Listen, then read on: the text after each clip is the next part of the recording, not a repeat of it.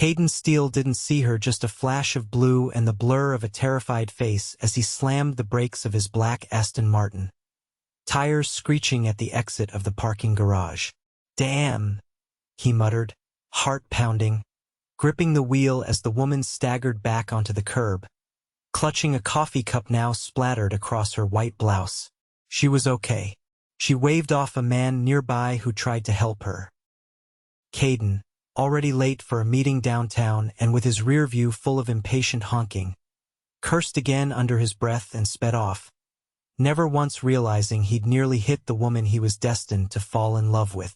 Zara Alden stood frozen, chest heaving, staring at the disappearing taillights. "What the actual hell?" she whispered, looking down at her now soaked shirt and ruined sketch pad in her tote. The charcoal drawing she'd spent all night perfecting was a soggy mess. She was only in Manhattan for the week, an art intern from upstate, trying to land a job at her dream gallery. Her morning had already been a disaster. Her subway stalled, she spilled yogurt on her jeans, and now some reckless rich idiot nearly flattened her before she even made it to her interview. "Typical," she muttered, trying to dab at the stain with a spare napkin. "Probably some spoiled guy with a trust fund who's never had to apologize for anything." She didn't know that the man behind the wheel was Cayden Steele, 33, CEO of a luxury tech firm and a self-made millionaire. He didn't inherit a dime. He built his empire from a shoebox apartment in Jersey with nothing but a laptop, hunger, and something to prove. But today he was all business. Too focused on the deal he was closing to notice the woman whose life he nearly turned upside down. That afternoon, Zara stood nervously in the lobby of the Madison Art Collective, the gallery she'd dreamed of working for since college. Her damp sketchpad was tucked under her arm, and she'd done her best to clean up in the restroom, but she still looked like she'd been hit by a coffee truck. "Zara Alden?" a voice called. She turned to see a woman in heels and a sleek pantsuit waving her over. "We're actually running behind," the woman said, motioning for her to follow. "You'll be presenting your piece directly to the board now. They want to see how you explain your work under pressure." Zara swallowed. "The board? As in, the whole board?" "Yes, including Mr. Steele," the woman said, already walking ahead. Zara froze. "Wait, Steele? As in," but the woman was already turning the corner. Zara entered the glass-walled conference room, her sketch pad clutched tightly. 5 people sat at the long table. Her eyes scanned them quickly and then stopped dead. It was him, the man from the garage, the man who nearly hit her this morning. He was seated at the center of the table, dressed in a navy suit that probably cost more than her entire art school tuition. His jaw was sharp, his hair slightly tousled like he'd just run his hands through it, and those eyes cold, unreadable, flicked up to meet hers. Cayden tilted his head slightly, noticing the woman's wide eyes and the unmistakable coffee stain on her shirt. Something about her face tugged at his memory. Then it hit him. No, it couldn't be. "Miss Alden," one of the judges prompted. "You may begin." Zara opened her mouth, heart pounding. She should have walked out. She should have thrown her soggy sketch pad on the table and told them exactly what she thought of entitled millionaires who couldn't drive. Instead, she smiled tightly and said, "This piece is about chaos. Sudden, unexpected chaos that throws you entirely off course. And the beauty you find in the aftermath." She placed her sketch pad down and flipped it open, revealing the charcoal drawing of a city street collapsing into abstract lines and shapes. A woman stood at the center, coffee dripping from her fingers. Cayden stared. The others murmured their approval, but Cayden was silent. His eyes locked on the drawing, then on her. He knew. It was her.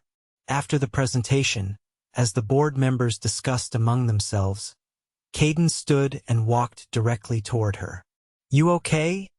he asked, low enough that no one else heard. Zara blinked. "Excuse me? This morning. The garage." He looked at her shirt, then back up at her. "That was you." She narrowed her eyes. "Wow.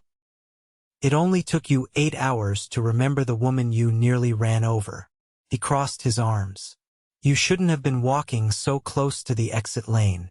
Her brows rose. You were doing at least 40 in a 10-mile zone. He opened his mouth, then shut it. You're right.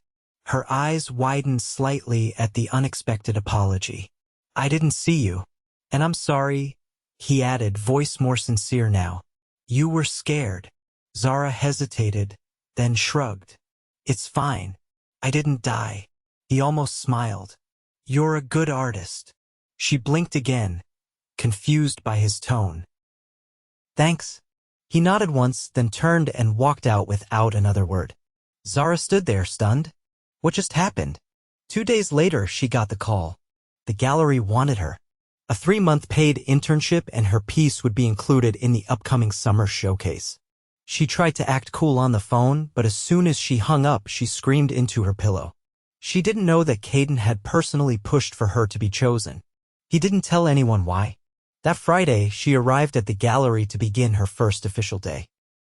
She was shown to her desk, which, to her surprise, was just outside the glass office of Cayden Steele.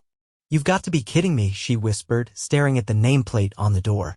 Before she could protest, the door opened. He stood there, sleeves rolled up, tie loose around his neck. You're early, he said. I'm punctual. He nodded. That's good. Come in. She followed, arms crossed. I just want to be clear, she said. I'm here because of my art. Not because you feel bad about nearly turning me into roadkill. Cayden looked amused. Understood. And I don't need special treatment. You won't get it. She narrowed her eyes. Good.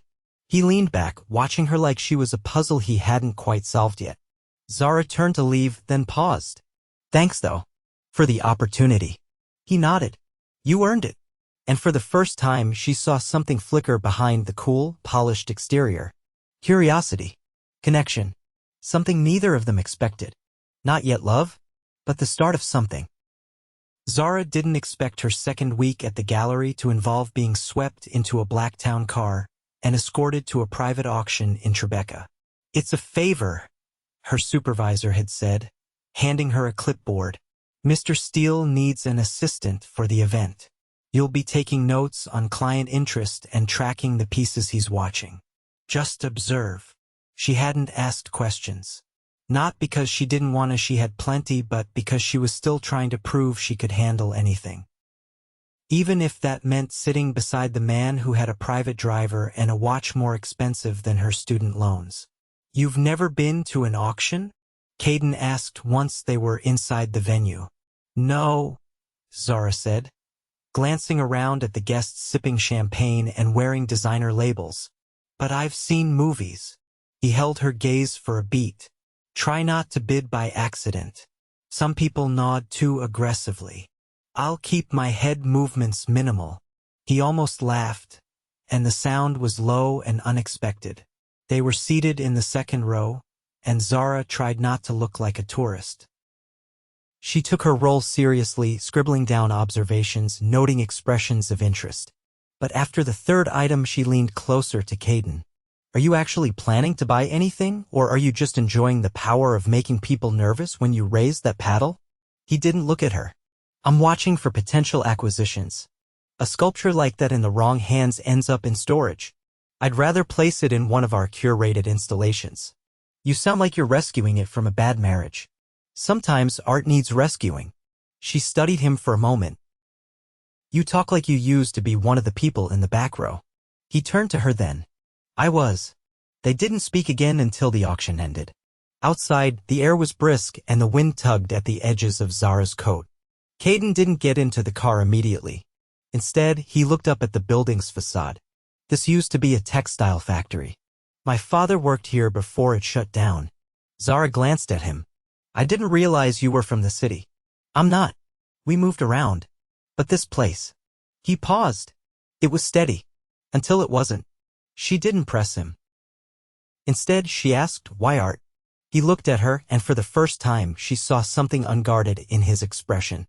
Because it makes people stop, he said. Even for a second. Back inside the car, silence settled between them until Zara noticed something in her folder. You circled a painting, she said. It wasn't on your list. I changed my mind. Why? He didn't answer immediately. Then it reminded me of something. She waited, but he didn't elaborate. She didn't push. The next morning, a courier arrived at her apartment with a flat, wrapped package and a handwritten note clipped to the front. You didn't see it properly from the second row. Consider it a loan. Inside was the painting. The one Cayden had circled. Zara stared at it, stunned. The brush strokes were jagged, the color palette stormy and electric.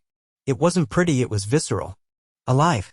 She ran her fingers lightly along the edge of the canvas, her mind already racing with what she could sketch in response. At the gallery that afternoon, she walked past his office without stopping, but he opened the door just as she passed. You got it. Yes, she said. It's a lot. That's the point. She hesitated. Why me? I wanted to see what you do with it. Zara crossed her arms. You're testing me. No, he said. I'm challenging you. There was a difference. And she understood it. Later that week, Cayden took her to a rooftop installation in Soho, a last-minute showing he'd been invited to. She assumed she was there to assist, but he didn't bring anyone else.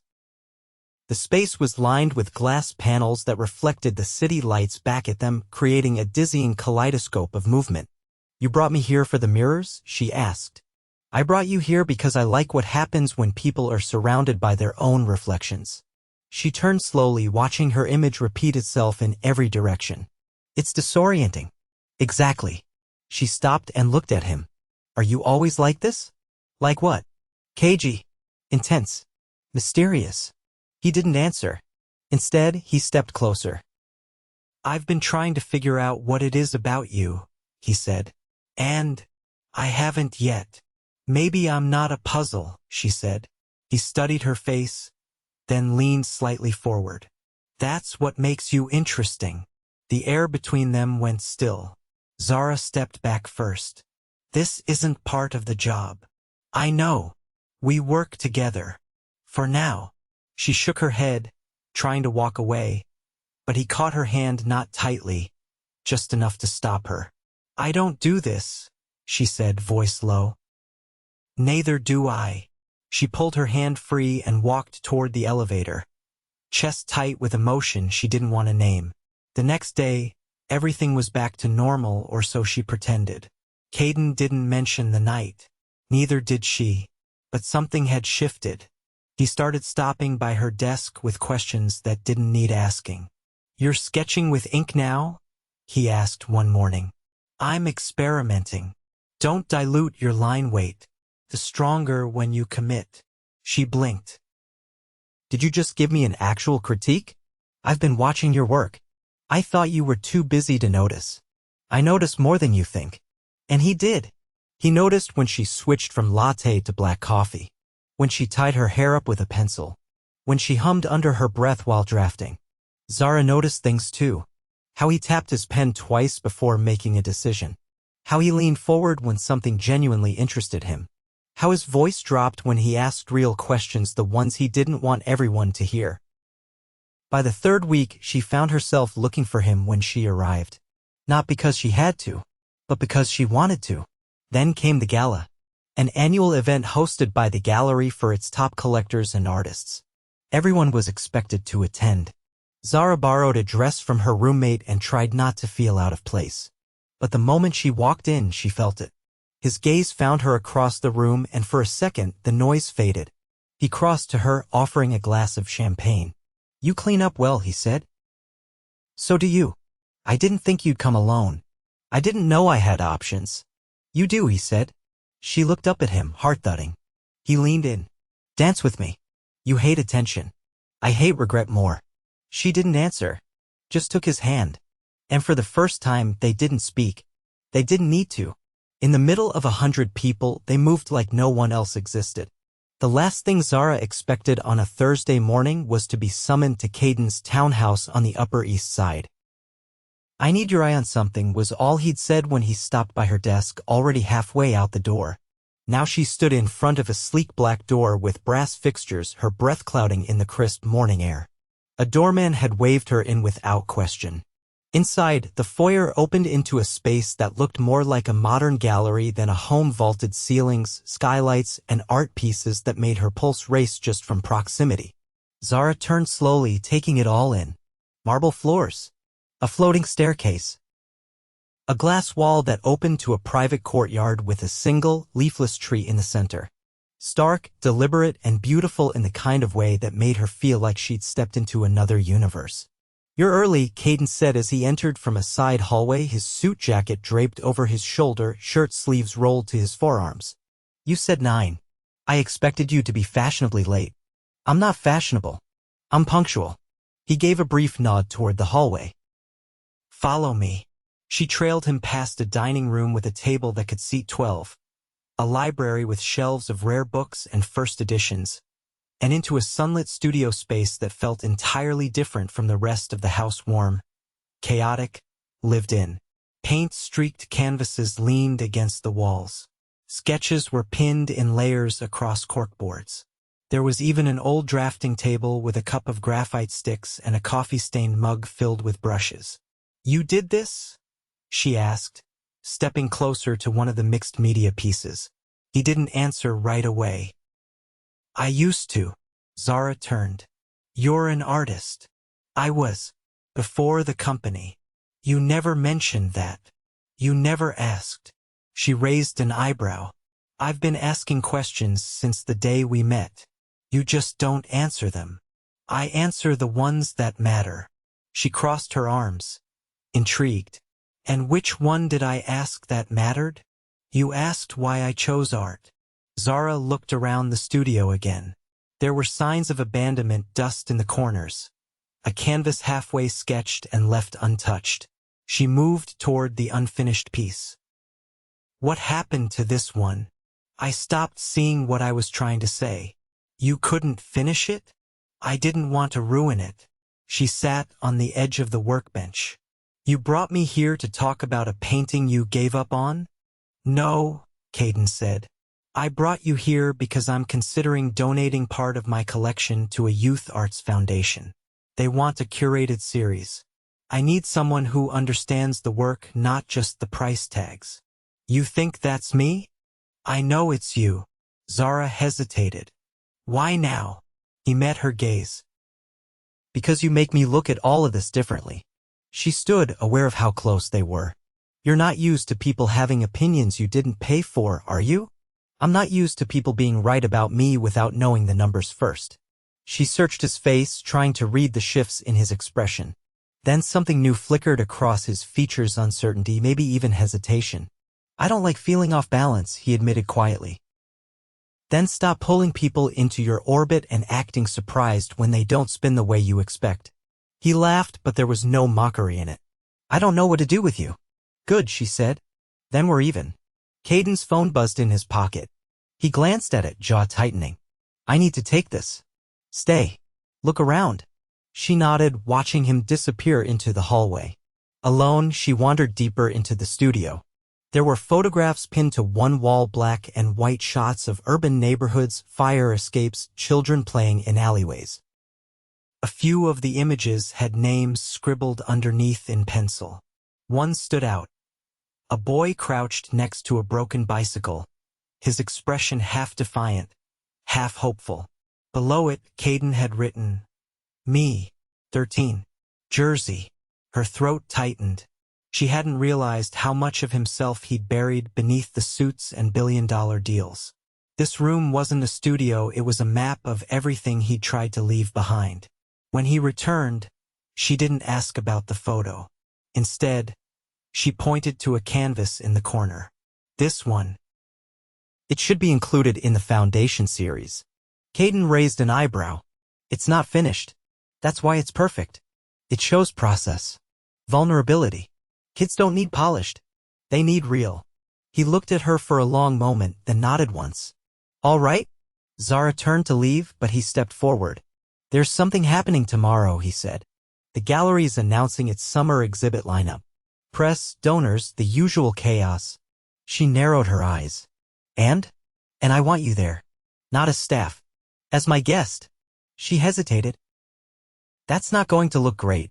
"I don't care how it looks." "You should. You're careful about everything." "I used to be." "Then you walked into a boardroom with coffee on your blouse and told 5 executives that chaos could be beautiful." Her heart skipped. "Are you asking me on a date, or is this some weird metaphor-laced strategy meeting?" I'm asking you to stand next to me when I tell the city who I believe in.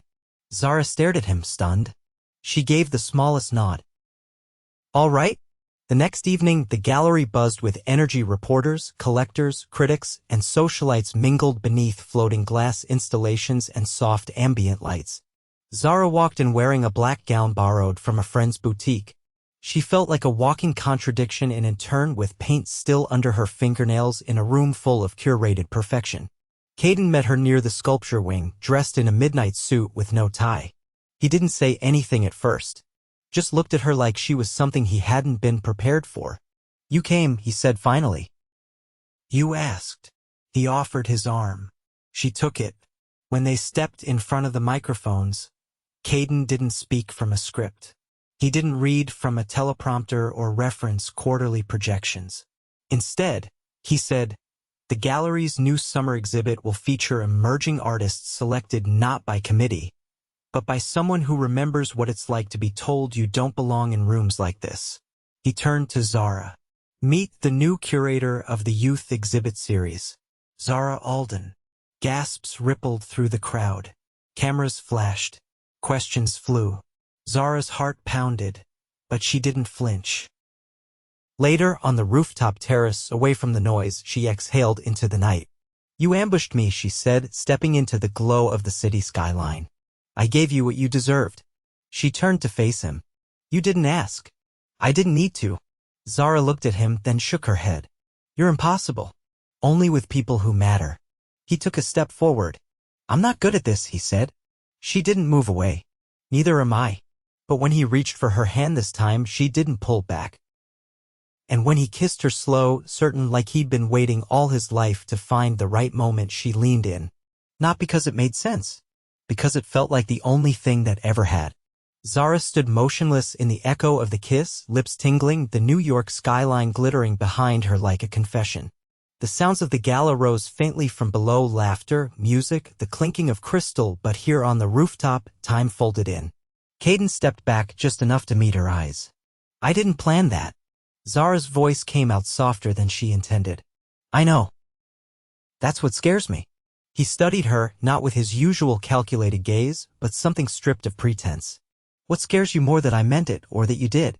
I don't know yet, she admitted. He nodded once, not pressing further. Let me take you home. She hesitated. You don't have to, I want to. The car ride was quiet, not awkward but charged. He didn't try to touch her. He didn't reach for her hand. He simply looked out the window and said nothing, like silence was the only thing that wouldn't undo them. When they reached her building, he turned to her. Tomorrow, he said, I'll send a driver. For the foundation meeting. I thought I was just curating. Not leading. You are now. She narrowed her eyes. You're pushing me. You deserve to be pushed. Zara opened the door but paused before stepping out. You're not doing this because of what's happening between us, right? I'm doing it because I trust your vision, he said. What's happening between us, that's separate. That's not business. She nodded, then stepped out into the night without looking back.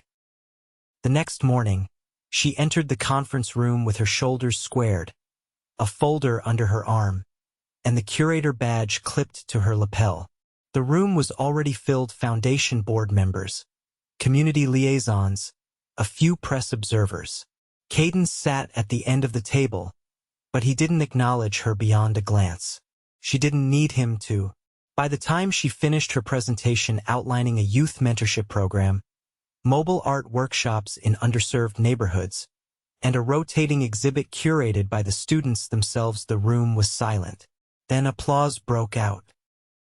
Real, stunned, enthusiastic applause. Afterward, as the board members filed out, one of them, a woman with silver hair and horn-rimmed glasses, touched Zara's arm. Your proposal wasn't just thoughtful, she said. It was necessary. You've got something rare, Ms. Alden. Vision with purpose. Zara thanked her, heart pounding. When the room cleared, Cayden stood and walked over. I didn't know you were planning all that. I didn't know I could, she said, breathless. You just rewrote the whole initiative in under 24 hours. I had helped, she said, then looked up at him. Even if you didn't say anything. I didn't want to influence you. You didn't. You just didn't get in the way. He smiled, not the polished, public one, but something lopsided and tired and real. That's a first. They walked back to the elevator, the tension between them less electric now, more grounded. She pressed the button, then turned toward him. What happens now? She asked. He didn't answer right away. Then come with me. She blinked. Where? Just say yes. Zara hesitated, then nodded. Okay. They didn't go far, just 10 blocks uptown to a brownstone with ivy climbing its brick facade. Inside, Cayden led her up a narrow staircase to a locked door. He pulled out a key and turned it. The space beyond wasn't like the townhouse or the gallery. It was older, worn, filled with dust and sunlight. Canvases leaned against the walls, untouched for years. In the corner sat a piano covered in a sheet. My mother painted here, he said. She rented the space before everything fell apart. I used to sit in that window and watch her work. Zara stepped inside slowly. Why haven't you sold it?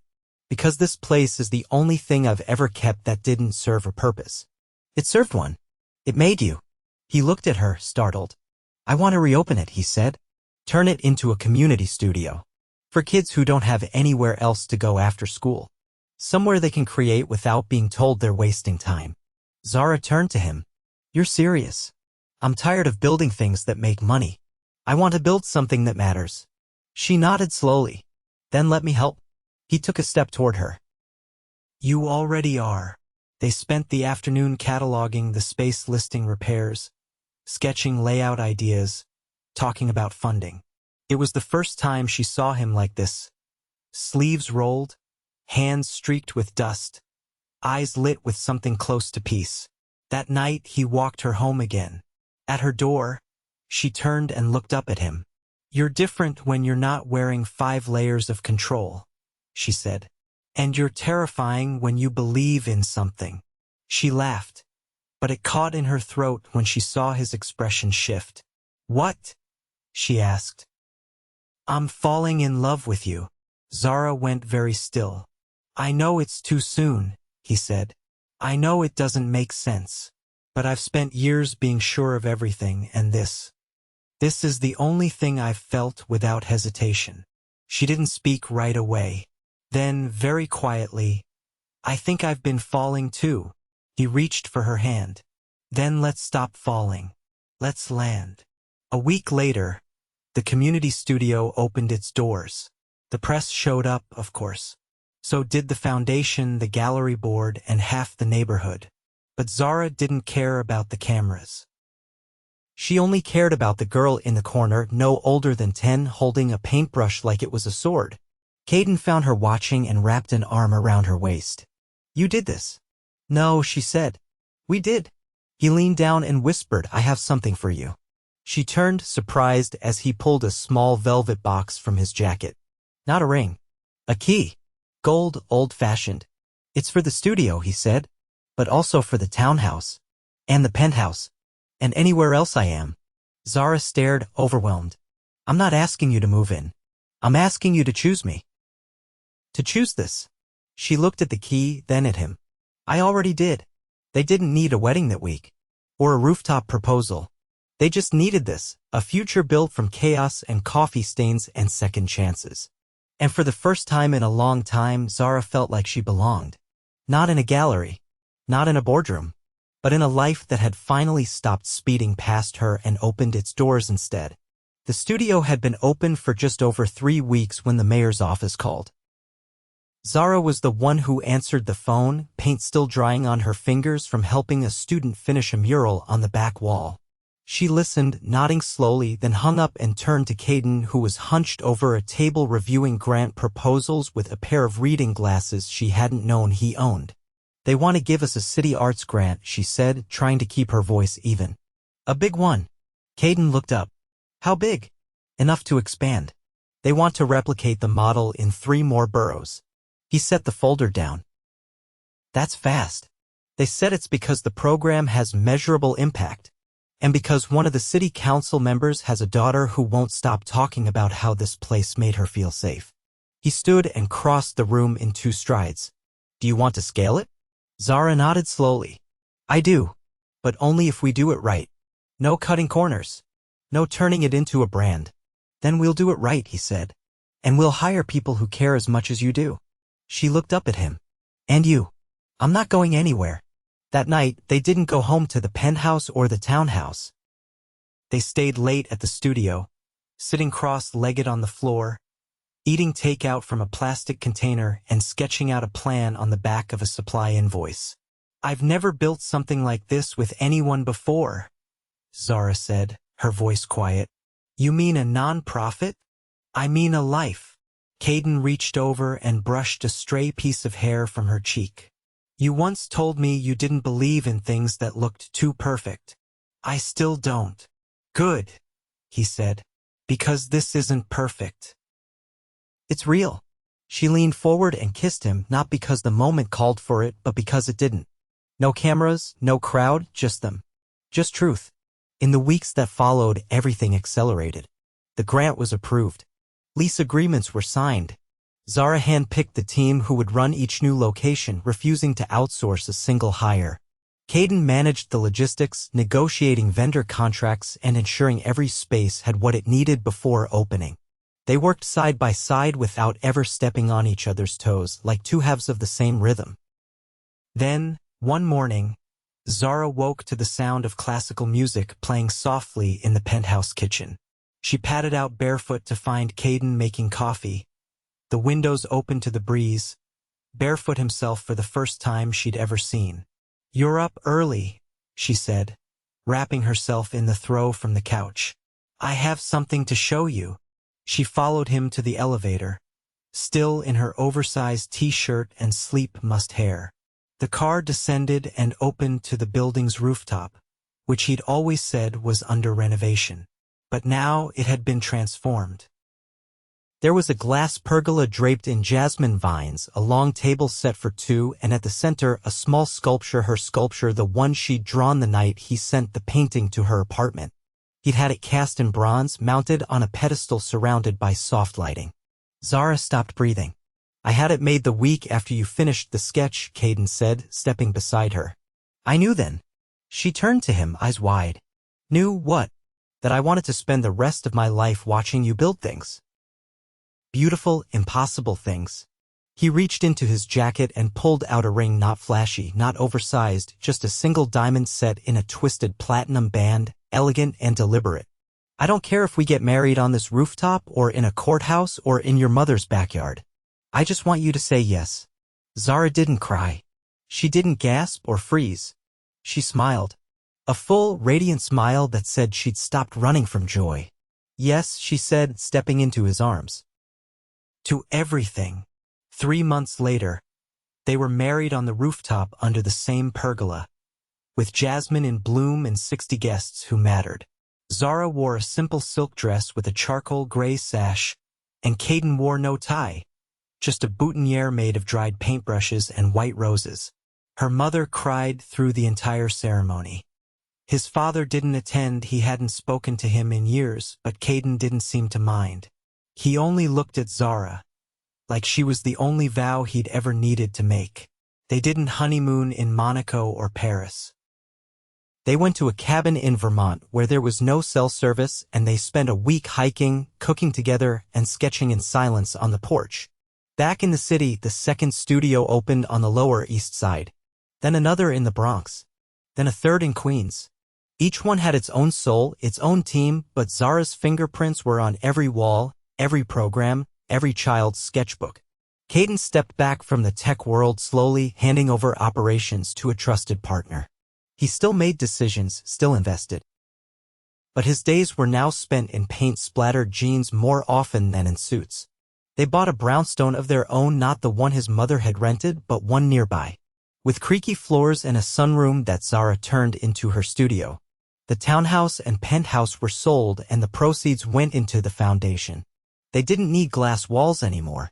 One morning, about a year after the first studio opened, Zara stood in the original space, now bustling with volunteers and teens preparing for their first group exhibition. A hand slipped into hers. You've built a city inside a city, Cayden said. We built it. He kissed her temple. I never thought I'd have this. Zara turned to him. You built an empire out of silence. But this what we have, it's made of voices, of noise, and color, and chaos. He grinned. So we're keeping the chaos? Always. Later that night, they returned home to the brownstone, where a single light glowed in the upstairs window. Inside, a crib sat nestled in the corner of the sunroom, beside a half-finished painting and a mobile of hand-painted planets. The baby stirred as they entered, and Zara crossed the room quietly, lifting their daughter into her arms. Cayden wrapped an arm around them both. I used to think love was a distraction, he said, but it's the only thing that ever made me focus. Zara pressed her forehead to his. This is the masterpiece. And in the quiet of that room, with the scent of jasmine drifting in from the window and their daughter breathing softly between them, the world finally felt finished, complete, home.